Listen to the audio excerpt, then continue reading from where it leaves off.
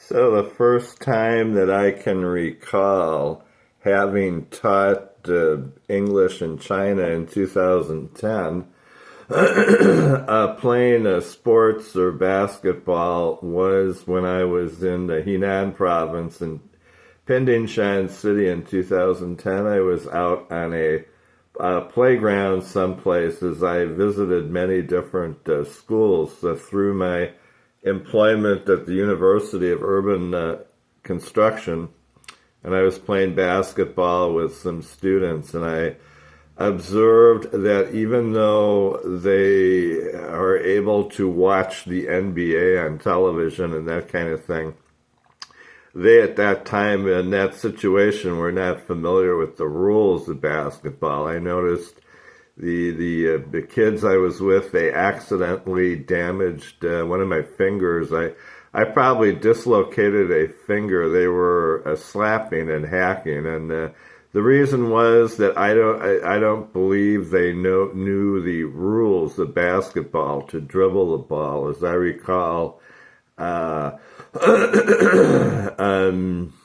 even though they have some basketball. They have basketball, Chinese and NBA on television in China.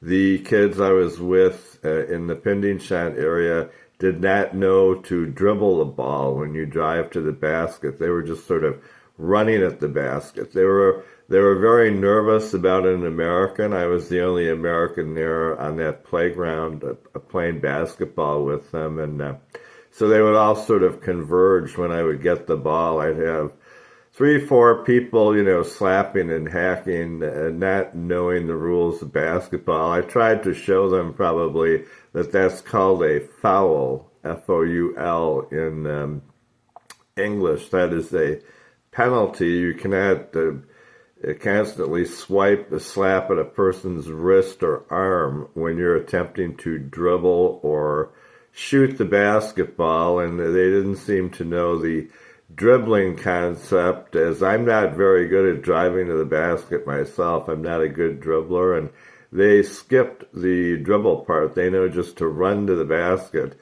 and try to put the ball in. They sort of converge on anybody or everybody.